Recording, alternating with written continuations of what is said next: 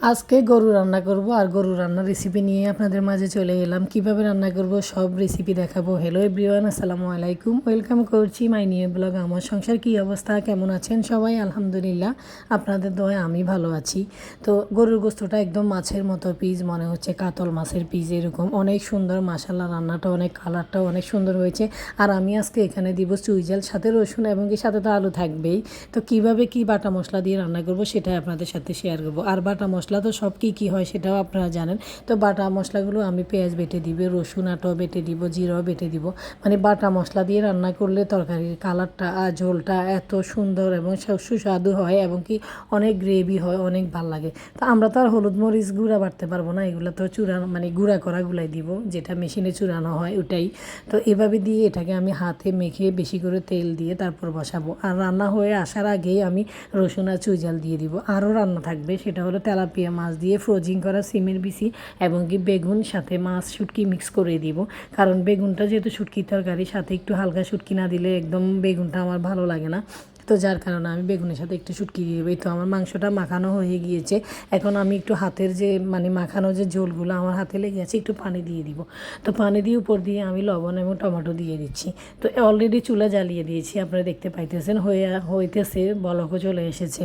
আসলে এগুলো তো আর সাথে সাথে হয় না, এগুলো টেনে আমি ছোট করে দিয়েই দেখানোর চেষ্টা করতেছি।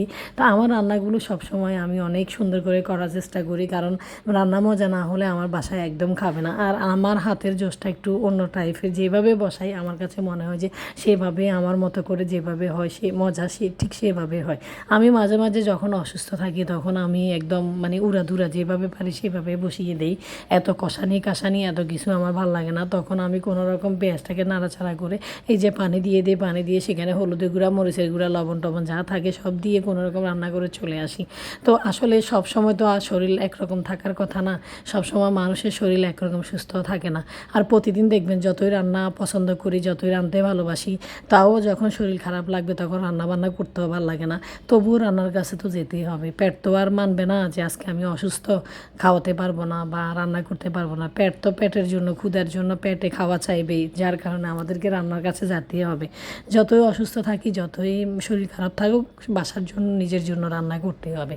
তো যাই হোক, কথা বলতে বলতে মাছগুলোও ভেজে নিয়েছি, বেগুন তরকারির মশলাটাও কষিয়ে নিয়েছি। কষানোর মধ্যে আমি খেসারিটা দিয়ে দিয়েছি, সিমের বিচি আর কি, সেটা দিয়ে একটু কষানোর পরে আমি বেগুনগুলো দিয়ে নেড়ে ছেড়ে নিয়েছি। বেগুনগুলো কষানো হয়ে গেলে টমেটো বা ঝোল দিয়ে দিব, উপর দিয়ে মাছও দিয়ে দিব। তো দেওয়ার পরে যখন আরেকটু কষানো হবে তখন আমি এখানে আবার রান্না ঝোল দিয়ে দিব। তো বেগুন তরকারি, বেগুন ভর্তা, বেগুন ভাজি, বেগুন দিয়ে আমার সব রকম খাবার ভালো লাগে। আগে আমরা যা ছোটোবেলা থেকে জানতাম যে আলু তরকারি সব কিছুর সাথে যায়, এখন আমার কাছে এখন মনে হয় যে আমার জন্য মানে আমার নিয়মে বেগুন তরকারি আমার সব কিছুর সাথে আমি খেতে পারি। বেগুনটা আমার এত এত পছন্দ। তো কথা বলতে বলতে এদিক দিয়ে আমার গরুর গোস্তটাও হয়ে এসেছে। এখানে আমি রসুনও দিয়ে দিয়েছি, চুইঝালও দিয়ে দিয়েছি, আলু দিয়ে দিয়েছি, কষানো হয়েছে বাঁশের চুলায়, দুটা চুলাতে রান্না হচ্ছে। তো রান্নার ঝোলও আমি বেগুনও দিয়ে দিয়েছি, গরুতেও দিয়ে দিয়েছি, দুটাই হয়েছে। মাশাআল্লাহ দেখেন দুইটার কালার এত সুন্দর। তো বেগুনটা হয়ে গিয়েছে, আমি ধনিয়া পাতা দিয়ে দিয়েছি, এখন নামিয়ে নেব।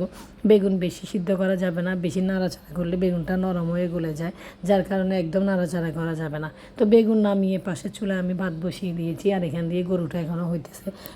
গরুটা তো নরম হতে একটু সময় লাগে, তো যার কারণে গরুটা আস্তে আস্তে করে আমি নরম করার চেষ্টা করতেছি।